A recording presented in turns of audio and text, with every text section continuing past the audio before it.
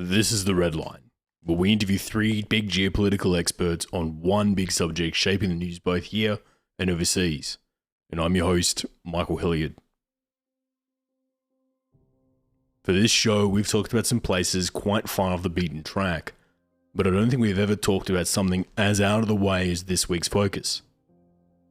The Lake Chad region, at the convergence point of Nigeria, Cameroon, Niger, and Chad, is so far outside the normal periphery of the Western media, it has gained the nickname the Dead Heart of Africa.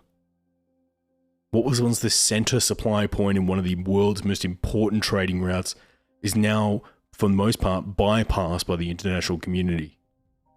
The prominence of the lake has been fading for the last few centuries, but now it's creeping back into the purview of many of the regional players. Maybe not though for the reasons it would like to be.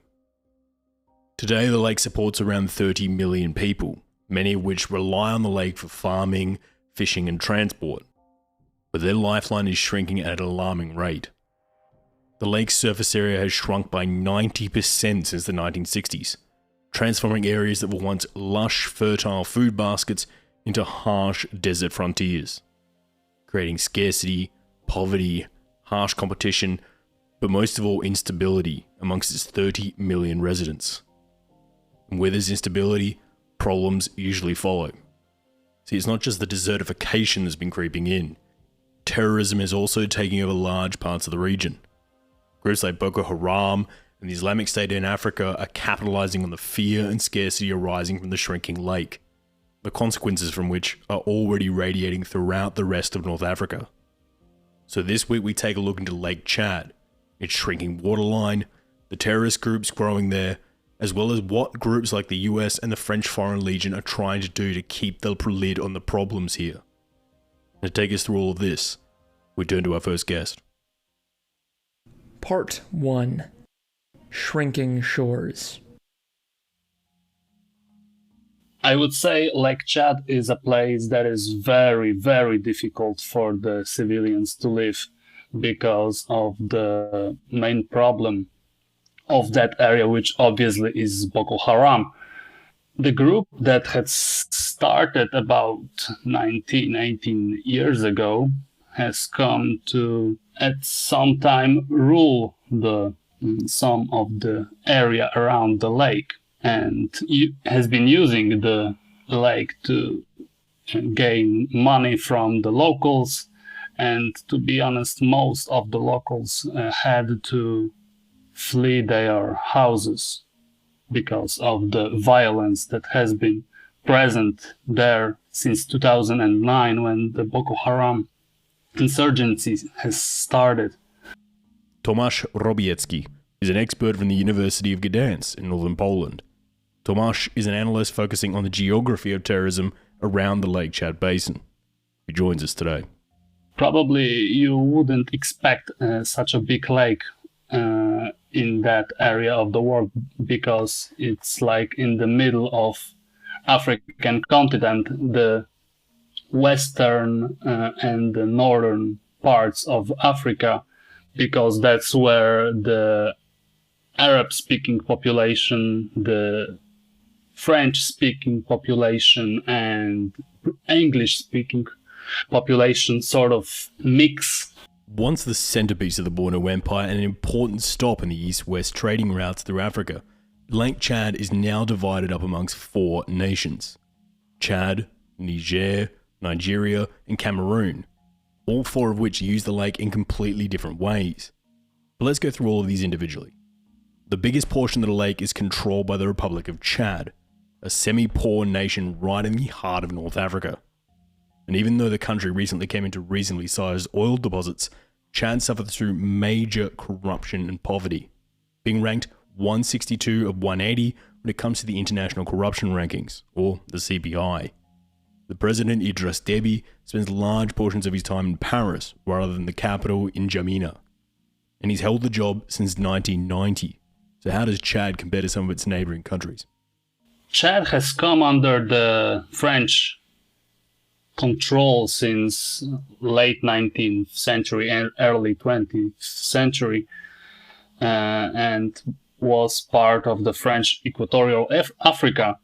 but in 1960 was granted independence.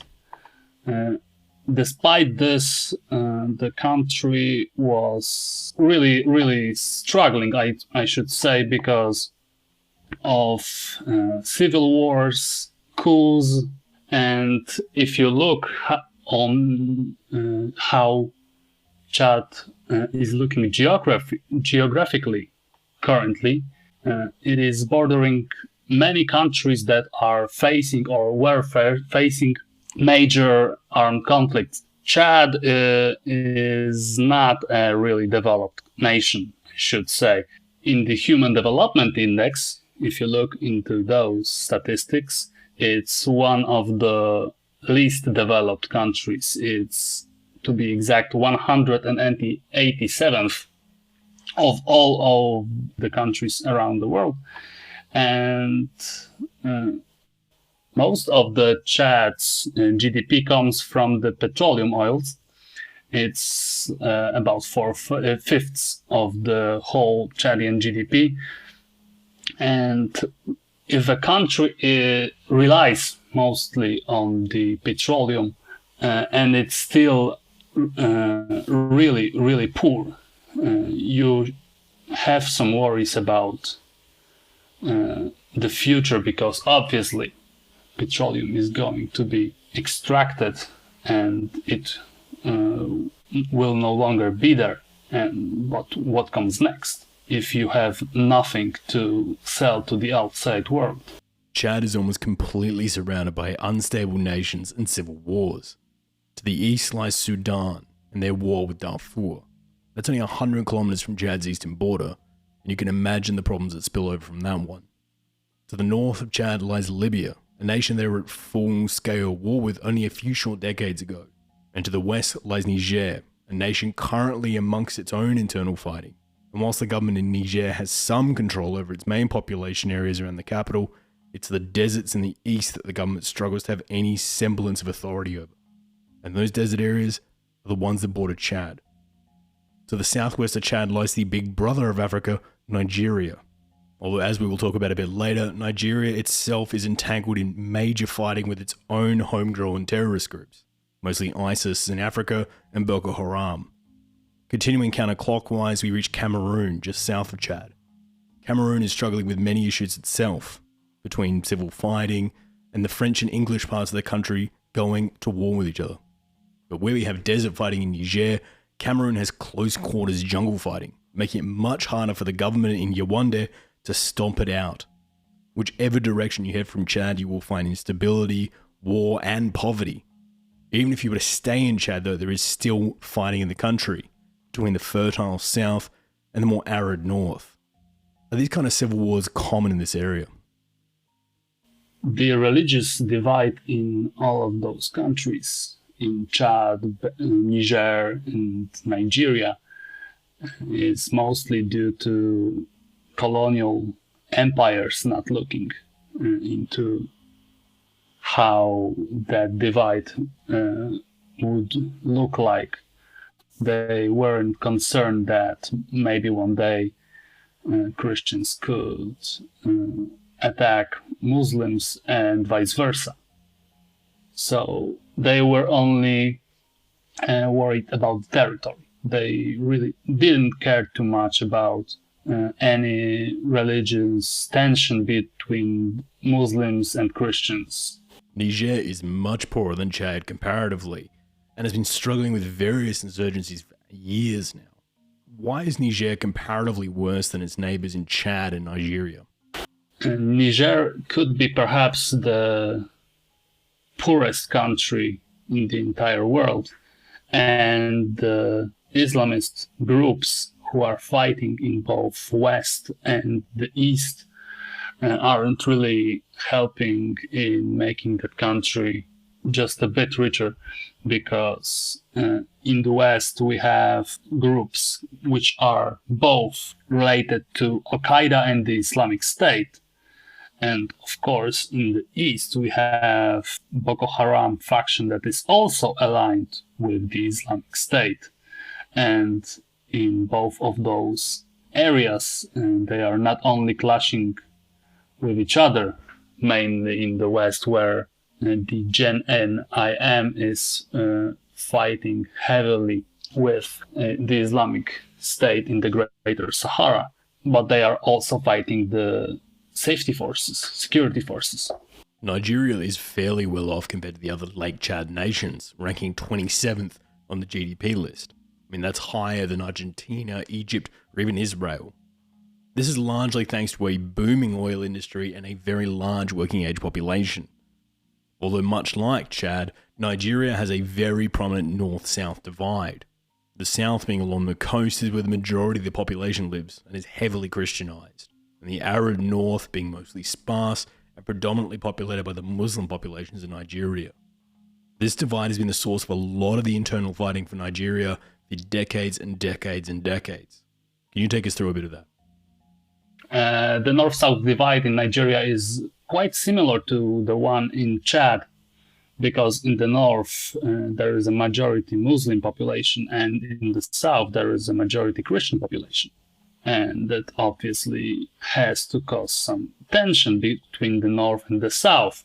North is a lot poorer than the south. Most of the major cities are in the south because they are in the coast. So obviously that area would be richer than the north. Nigeria and Chad both have a similar problem, I should say, because they both mostly rely on the oil, and in Nigeria, oil is mostly found in the southern part of the country. And this causes a big divide between north and south. Not only south is a lot richer than the north, but there's also a religious divide between those parts of Nigeria. For instance, in the north there is a majority Muslim population, and in the south we have mostly Christians. There is also language differences between many of groups around the country. In the north, people mostly speak Hausa, while in the south there are many Yoruba and Igbo people. And the most uniting thing for the Nigerian people, apart of course from the flag and the territory as a whole, and that is the English language.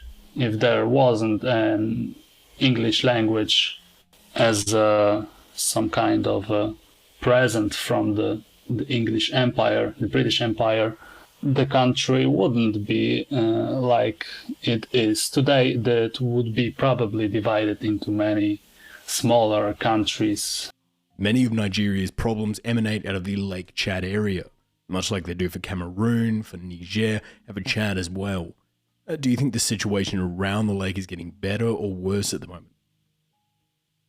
I would say it is better than 4 years ago, though, because Boko Haram does not have any control over the larger cities in the Borno state, which is the center of the Boko Haram insurgency.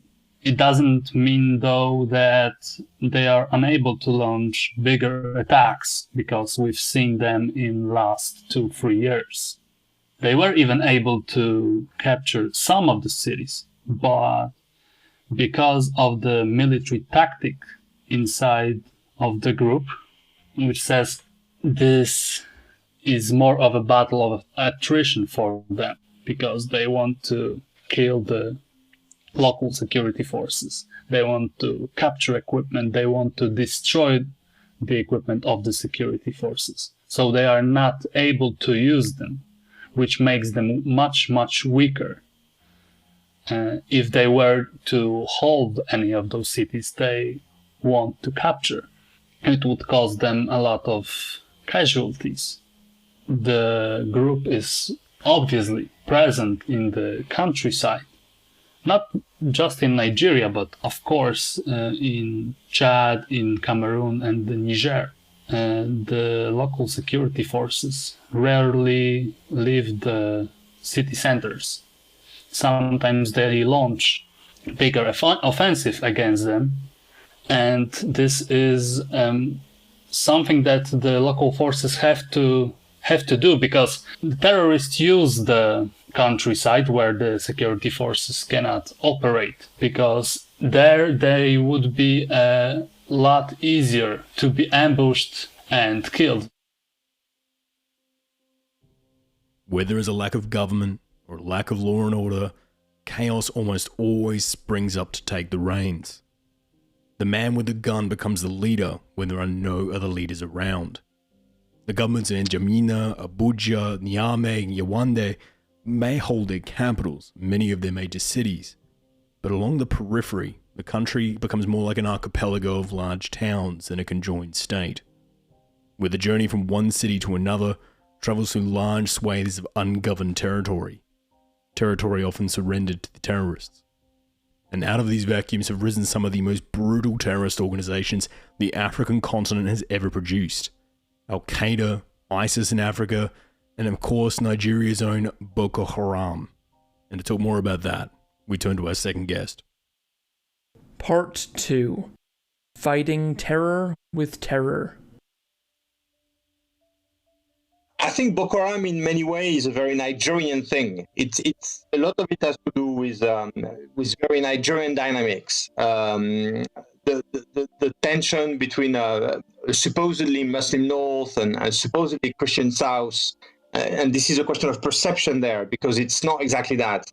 Also, frustration among a lot of the population vis-a-vis a state that is both extremely wealthy, extremely powerful, but also weak and brutal at times. So, this sort of Nigerian recipe at some point resulted in a mass social movement that was looking at religion, a confrontational religion, as a way to improve society, to make it just. When you talk to former members of Boko Haram, they will often tell you that they committed to the movement with the hope of bringing justice into the world. That is very much how they talk about it. Vincent Foucher is a research fellow at the French National Science Research Centre, as well as an Africa consultant for the International Crisis Group. Vincent is one of the world's most vocal experts when it comes to the dire situation surrounding Lake Chad, and he joins us today.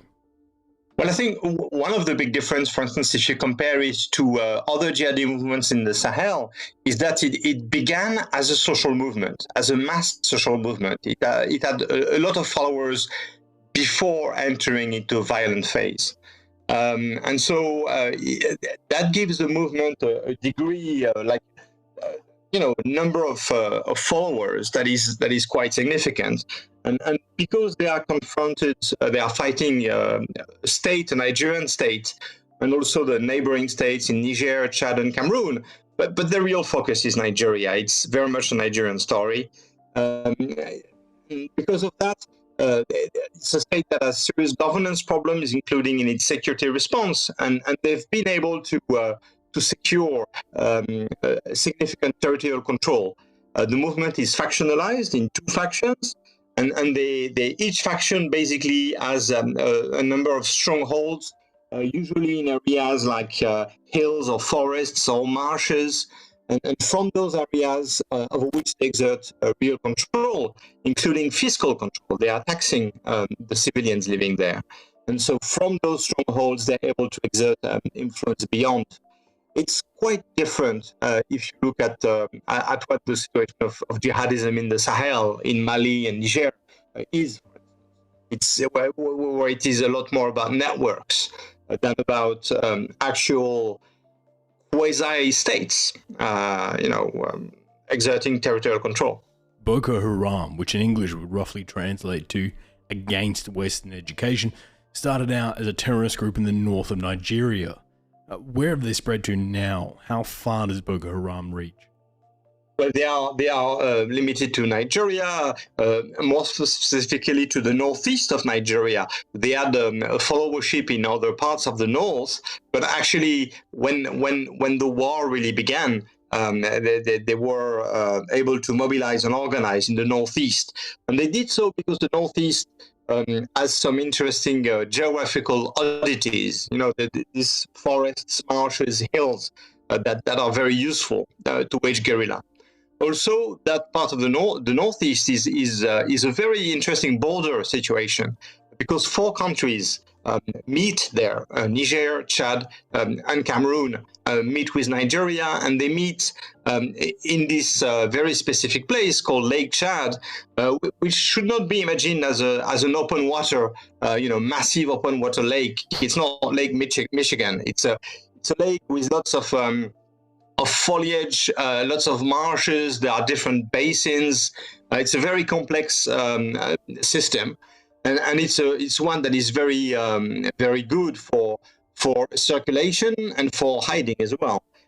So the movement has expanded into those the areas in the neighboring countries, but just really in the periphery of those countries, and it keeps its real hitting power in the northeast of Nigeria. Boko Haram first came to international attention when they kidnapped 276 schoolgirls in April of 2014. Can you take us through this story a bit? Yeah, Boko Haram came to international fame when they kidnapped more than 200 girls in a boarding school in the northeast of Nigeria. And it's actually a fairly late development because the insurgency began in 2009, and there was an early episode in 2003. But this episode got a huge echo. I guess this figure of young girls, school-going girls, kind of resonated globally. Probably more, and in a way also Boko Haram went for girls.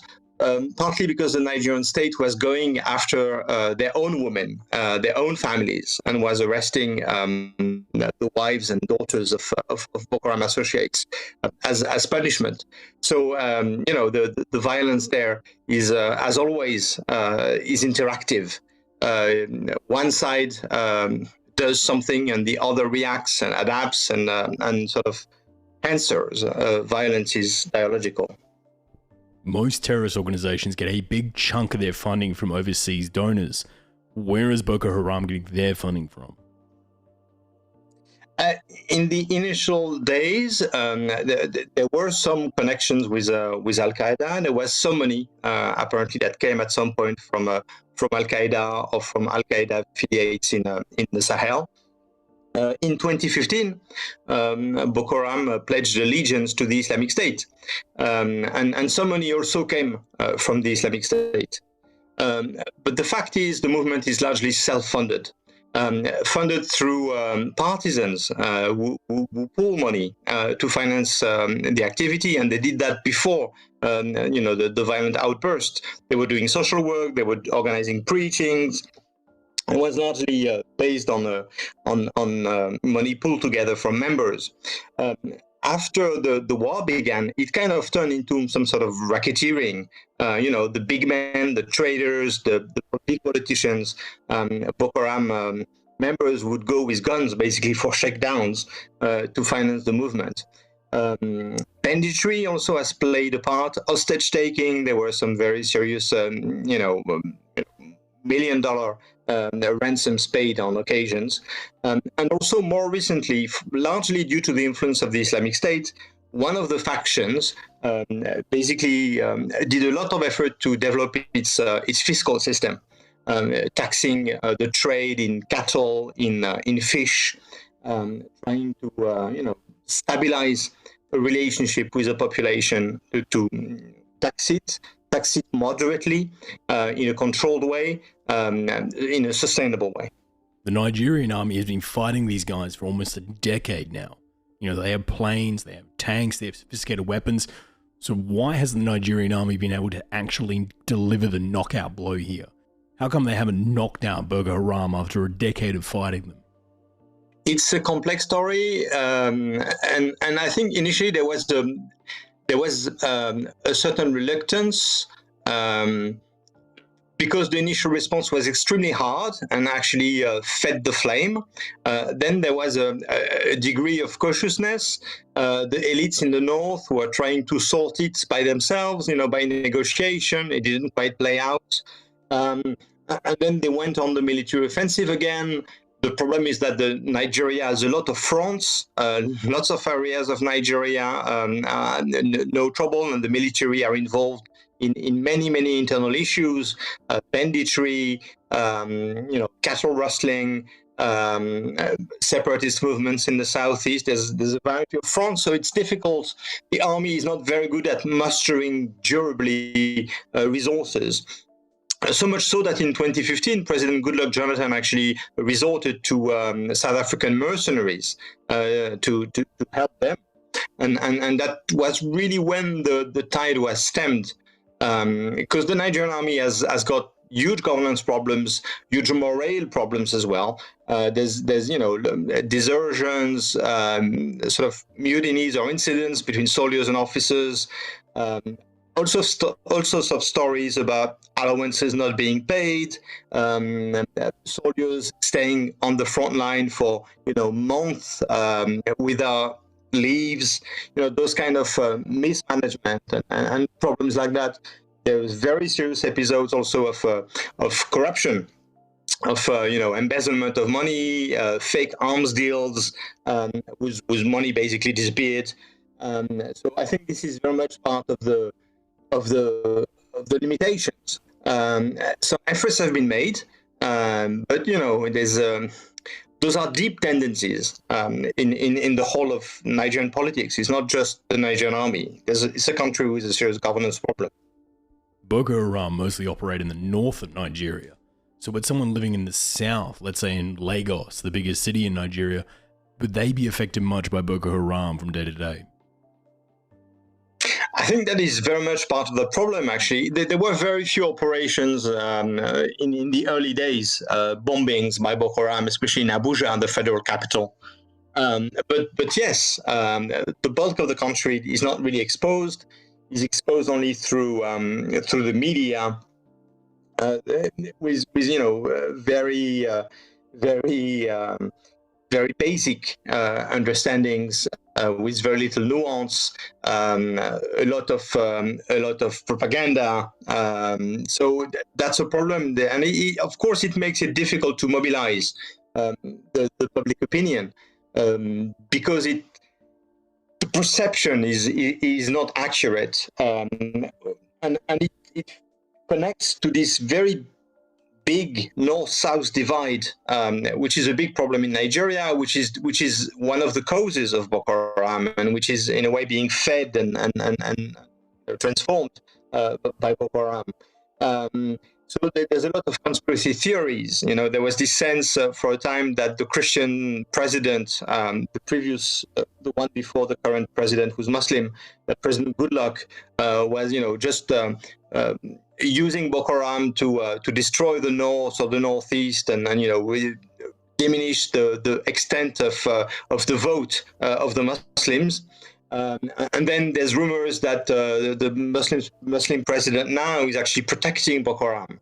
And of course, none of this is true, but this is, feeding a climate of suspicion, of lack of trust, that is making, any effort basically very, very difficult. Obviously, there's some affiliations there, but ISIS in Africa is very different to Boko Haram. So can you take us through how the two differ from each other?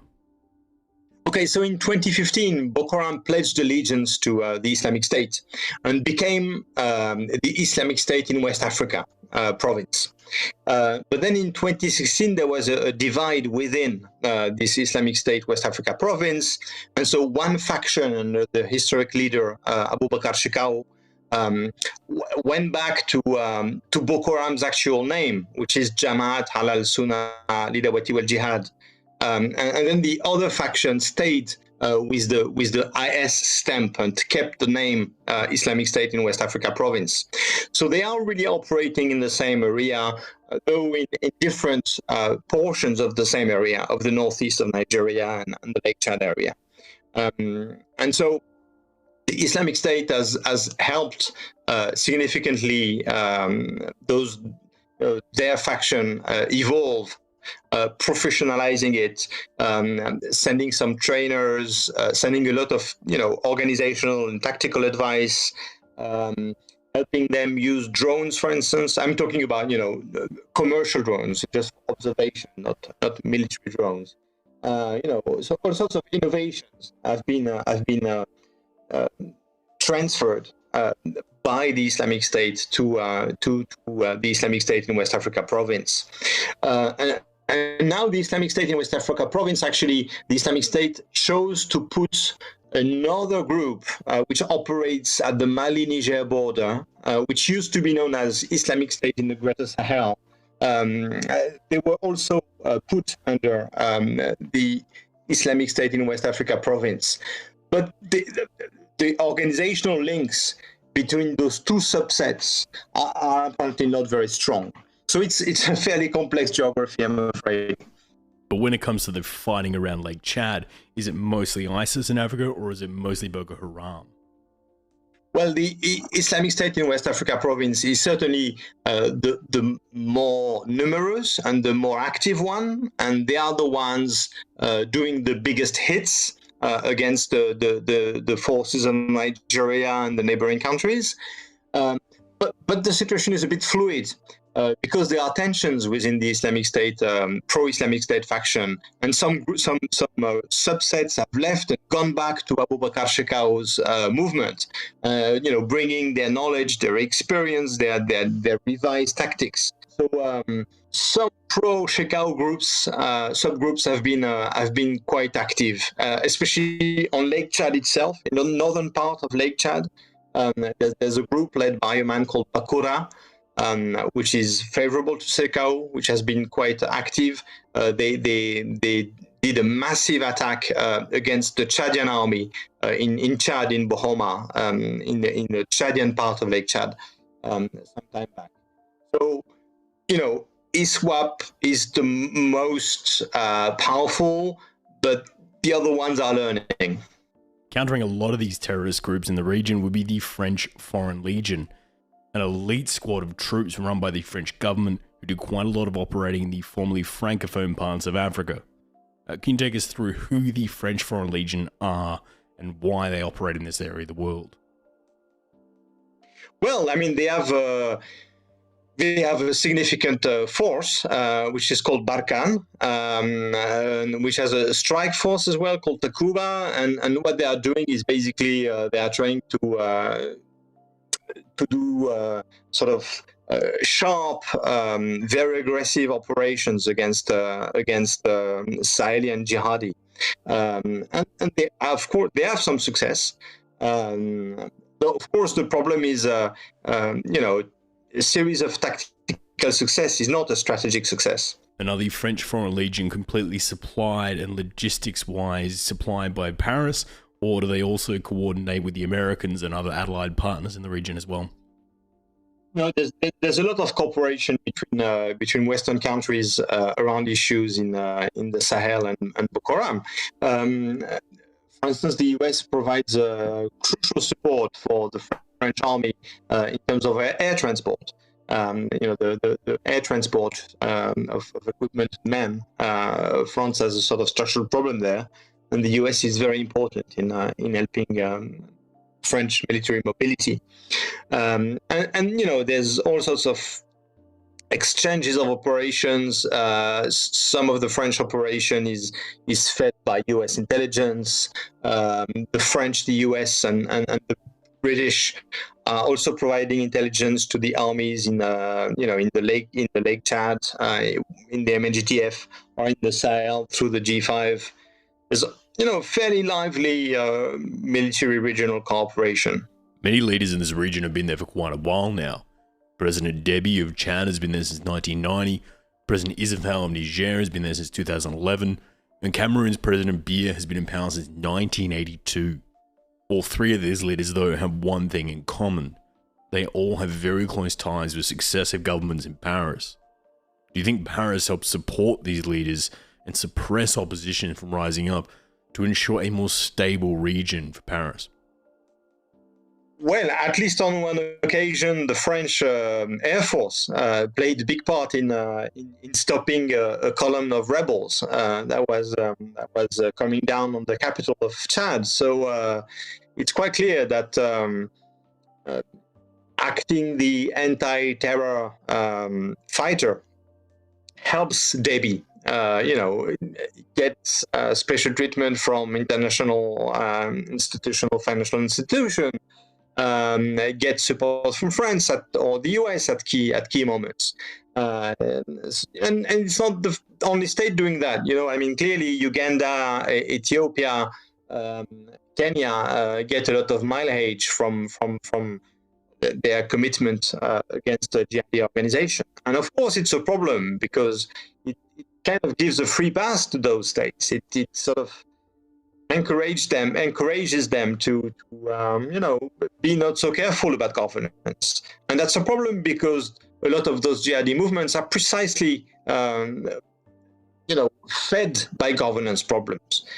People, like I was saying, people are looking to jihad as a solution to an unsatisfactory state that seems visibly immoral. A couple of years ago, I remember chatting off-air with a counter-terrorism expert about the situation in North Africa. And I was asking him why the US and France were so involved in the region still. He referred to the terrorism in the region as a wasp nest, getting bigger and bigger in the European backyard. He went on to tell me there's only a few ways to deal with a wasp nest. One is to just leave it be, but then you run the risk of the hive getting bigger and the hive spreading all around the neighborhood. He also said you can try and seal around the hive by placing a container over it. That solves the hive problem from spreading, but now you have to stand there holding a container, and your life has to go on. Or you can take the brute force option. You can smash it, and although that might break the actual hive, it doesn't break the colony. It only angers the wasps and spreads them through the area, starting lots of smaller, harder to find hives. These are the three options a lot of these countries have when fighting terrorism in the region. So what do? Do you smash these terrorist cells? Do you stay there forever trying to contain them? Or do you just let them be, hoping they won't get out of control?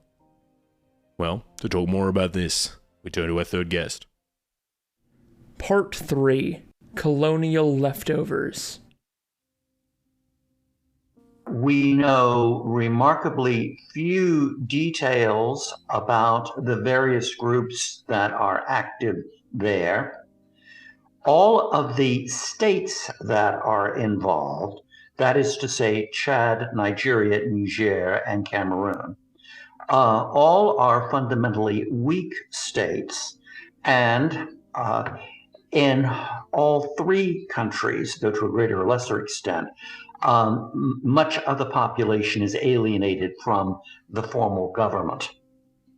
The Lake Chad region is an area where, for a long time, dating back to the pre-colonial period, there have been periodic religious revivals, essentially within an Islamic context. John Campbell is a senior fellow for African policy at the Council of Foreign Relations. He is also the former US ambassador to Nigeria and the director of the Office of UN Political Affairs. John also wrote the amazing book Nigeria and the Nation State, Diplomacy with the Post-Colonial World. We are very excited to have John back on the program today. Finally, it's very important to realize and focus on the fact that national boundaries mean almost nothing. The national boundaries in the Lake Chad Basin were drawn by the British, the French, and in those days the Germans, because the Germans had the Cameroons, and those national boundaries do not reflect realities on the ground. Further, the boundaries are extraordinarily porous. In one stretch of the boundary between Nigeria and the Cameroons, for example, there's something like 4 official crossing points and some 350 informal crossing points. So when people talk about controlling boundaries or controlling borders, that is largely illusory. So the 4 countries that make up the Lake Chad area, Do they coordinate very much with each other, or is it a very competitive relationship between Chad, Niger, Nigeria, and Cameroon? Yeah, actually, they don't operate well together at all. There is a long-standing history of rivalry, but also incomprehension. Three of them, Niger, Chad, and Cameroon, are Francophone. Nigeria is Anglophone.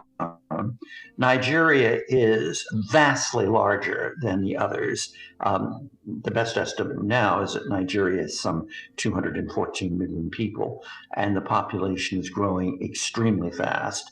It is expected to displace the United States as the third largest country in the world by population by 2050. Niger, Chad, Cameroon are all quite small. Historically, a great deal of suspicion between Nigeria and the Francophone countries, much Nigerian historic resentment at what is seen as too much French presence. The French are seen as somehow or another rivals with Nigeria for being the hegemonic power in West Africa. So day-to-day cooperation is awkward and difficult. There is one relationship that does seem to be working somewhat well, and that's between Chad and Cameroon. With the oil coming out of Chad heading through Cameroon to make it to the ocean for export, is there a reason Chad chose to work with Cameroon rather than, let's say, Nigeria? My impression is that that relationship is working reasonably well. It's also important to remember that Chad and the Cameroons were part of the same French colonial entity called French Equatorial Africa. So that when you're talking about civil servants, business people, and so forth, there is a history of cooperation facilitated by the fact that both countries are French-speaking. Staying on oil here, Nigeria has very significant oil deposits off its own southern coast, but it has been exploring heavily in the Lake Chad region, which is right at the other end of the country. What is Nigeria hoping to get from the Lake Chad basin when it comes to the oil industry? There is a great deal of interest in the potential for oil production, not just in the Lake Chad basin, but through the whole Niger River system. Right now, of course, the international price of oil is relatively low. In outside or new investment in the oil industry is also down. So not a whole lot is going on in that particular area. But let me go a little bit further and say that I don't think oil or the potential for oil is a particularly large issue in terms of happening in the Lake Chad Basin. Chad and Cameroon both have important and still unexploited sources of oil. And of course, the oil and gas reserves of Nigeria are amongst the largest in the world. Former president of Libya, Muammar Gaddafi, has been described as the man who kept the lid on the terrorism when it came to the Lake Chad region. With him now gone and Libya in chaos, do you think this has contributed to the situation we are seeing on the ground here in the basin? A question on which there is relatively little agreement amongst people who watch the region carefully. It's easy to overemphasize Gaddafi as once having been a source of stability. Gaddafi, for example, was a major source of anxiety for successive Nigerian governments. Relations between Chad and Libya also had their ups and downs. There is almost a corollary to this that I think might be worth mentioning, and that is it is widely thought that the collapse of the Gaddafi regime essentially resulted in a flood of weapons throughout all of West Africa, which has proven to be destabilizing. To which I would say, well, perhaps, but there has been a flood of weapons in West Africa for a very, very long time, and weapons are relatively cheap. Where do most of these weapons the terrorist groups actually use come from? Are they old Soviet leftovers? Are they Egyptian reproductions? Where are the weapons coming from that we're seeing being used in the region? It's in a sense, it's all of the above. Also, it's easy to forget that Nigeria, for example, manufactures arms. In other words, there are domestic arms industries in West Africa. Further, the weapons that were involved in the civil wars in Angola, in Liberia, in Mozambique, they didn't just simply disappear. They've been in circulation for a long time. It's interesting if you look at a collection of weapons that has been captured and look at the origins. The origins are all over the place. Some of them are Ukrainian, often 20, 25, 30 years old. Others of domestic manufacture. A lot of American weapons, which ended up there. Often these weapons get there by a fairly circuitous route. With Libya in chaos and unable to do any of the counter-terrorism work, Emmanuel Macron of France has been meeting with the leadership in Algeria quite frequently, hoping they might take on more of a role of counter-terrorism in the region. How likely do you think it is that Algeria would take on this heavy role? I think if one were going to simplify, perhaps even oversimplify, what the Algerians have been doing is that they have been pushing militant radical Islamist movements out of Nigeria towards the south. But that's what they're really interested in doing, pushing them out as opposed to destroying them. There, I think the Algerians probably have a fairly realistic view of what is actually possible and what is not possible. That, in other words, you can push terrorist groups out, but it's very, very hard to destroy them. One of the biggest fears in this region about leaving all these terrorist groups unchecked is that they may unite and form a more coordinated effort against other governments. How likely do you think it is that these terrorist groups may unite and work together to achieve their goals here? That's a $64 question, and one that sometimes keeps me up at night.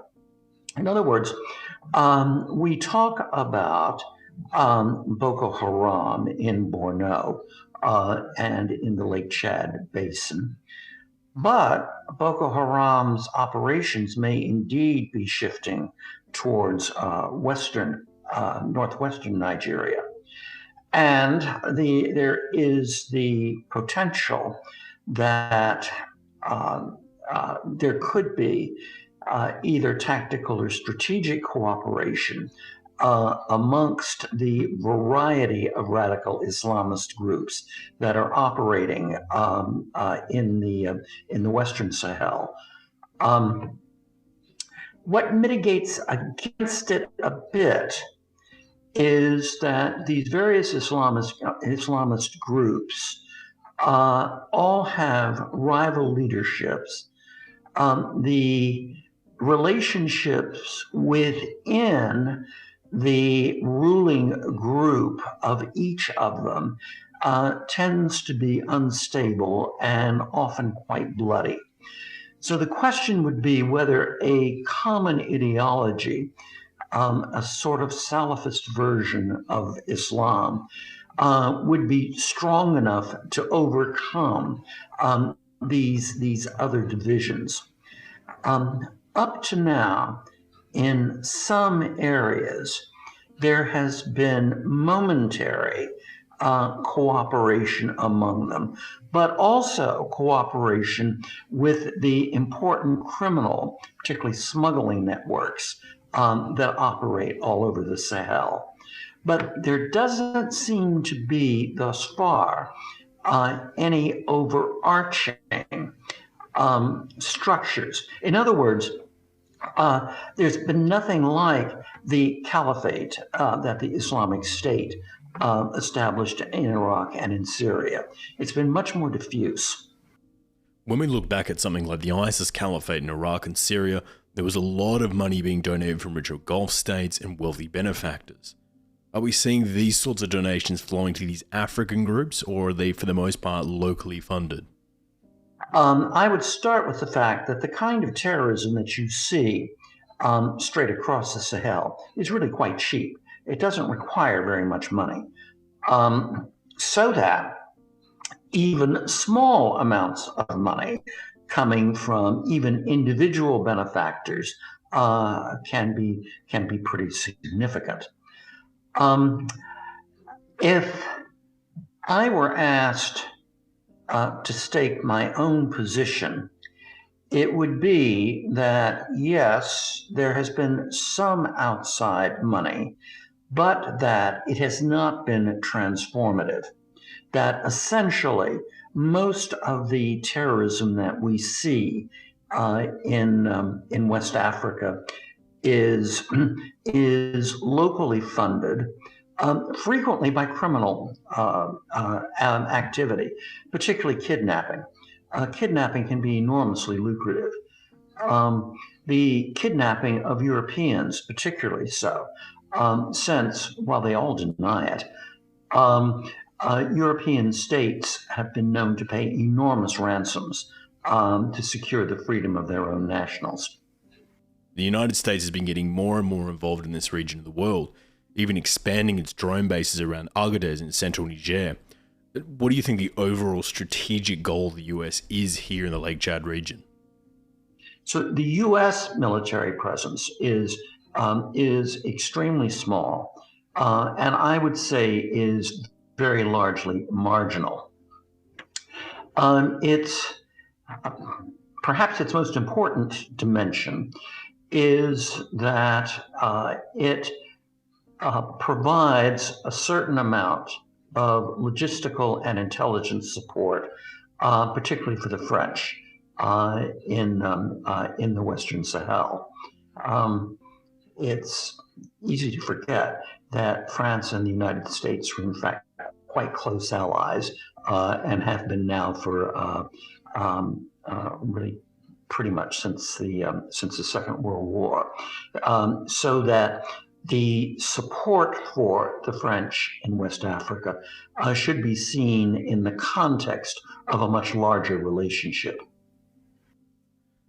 So with the United States providing France a lot of logistical support, what do you think France's strategic goals in the region are then? Well, yeah, you're absolutely right. I mean, if you're talking about outside powers, it's really the French, and certainly not the Americans. For the French, what used to be French West Africa is the near abroad. It's roughly analogous to the way Moscow views Belarus or the Ukraine. Successive French governments are well aware of the fact that West Africa is really quite close to Europe. Further, there is a significant West African diaspora that lives in France, and as you no doubt know, Islam is now the second largest religion in France. So there are myriad connections between France and West Africa. All of that said, the economic dimension of that relationship is relatively small. And how deep that relationship is amongst the French population is relatively hard for outsiders to judge. There are signs, however, that French popular toleration for French casualties in the Western Sahara is quite low. That, in other words, if the body count starts to go up, French governments may be subject to popular pressure to pull back. That hasn't happened yet. Paris pretty openly supports some of these leaders who have been in power for decades now. Do you think Paris is taking a preferring the devil you know strategy rather than risking a power struggle and the instability that comes with it in places like N'Djamena and Niamey? Well, I think there's also the question of what the capacity would be. I mean, how, as a practical matter, do you in fact bring about regime change if you're sitting in Paris and you're looking at N'Djamena or Yaoundé? I mean, how do you do it? It would imply a greater degree of direct involvement than I think would be palatable to most French governments. I mean, after all, we Americans have seen just how difficult that is to do in both Afghanistan and Iraq.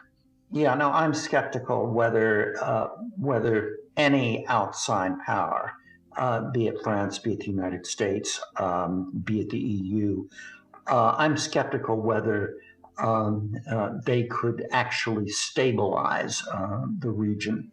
The conflicts are essentially indigenous. Resolving them would require the wholesale restructuring of the political economies of the region. That in turn would imply a much greater degree of involvement than I can see any Western democracy taking on. So if the French and Americans were likely to just pick up sticks and leave the region, what do you think the likely outcome and fallout would be from that decision? What I think you'd have is even more warlordism than you have now. You would have a resurgence of Islamist activity, the possibility of the region becoming a kind of nursery for radical Islamist groups that would directly threaten Europe and the United States, rather like Afghanistan did before 9/11. Those chances would greatly increase. Probably a great deal more misery. What the misery would do is drive migration in the region, ultimately driving migration towards Europe and eventually even the United States. It's interesting. During some periods of time, more migrants crossing the Mediterranean for Europe come from sub-Saharan Africa than come from the Middle East. So where do you see Lake Chad going over the next 15 to 20 years? Do you think the situation is going to get better, get worse? What do you think the future holds for the Lake Chad Basin? I would tend to see relatively little potential for change. That, in other words, 10 years from now, the region will be about as unstable as it is now. The sources of that instability and the way that instability expresses itself could well be different. It's difficult for me to see how Abuja, N'Djamena, Yaoundé, how they can significantly increase their authority in the region, given the current socioeconomic realities.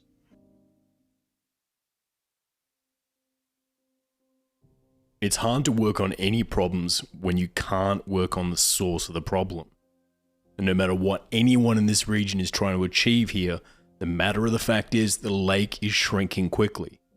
The source of food, jobs, transport, and water is disappearing right in front of people's eyes. So these people have every right to be scared and anxious about the situation. The Sahara Desert is creeping in and there's almost nothing in Jamina, Niamey, Yaoundé or Abuja can do about it. And when the lake dries up, where will people turn to? Where else is there to go? Without serious intervention from outside groups, the situation is now a race. Who will get to these towns first? The Sahara Desert? Or the terrorist groups preying on the instability brought on by these governments comfortable enough with their guaranteed positions of power that not a lot gets done? To these people, the factors causing this are global, but the only solutions they have at hand are local. So what will change? Thank you so much for tuning into this episode. January 2021 was our biggest month yet, and that is completely thanks to our fantastic people just like you for checking out the program. The idea for this episode actually came from a fan of the show, Steve Theobald, who got in touch with me via our website. So thank you, Steve, for the suggestion to look into Lake Chad as a possible episode. I found this one fascinating to put together. If you want to find out more information on the show or get in contact with us, you can visit our website at www.theredlinepodcast.com, or you can follow us on Facebook, Twitter, Instagram, Reddit, or Discord at the handle @theredlinepod.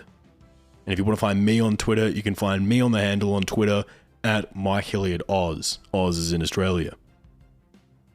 The show is made possible by our amazing supporters over at Patreon.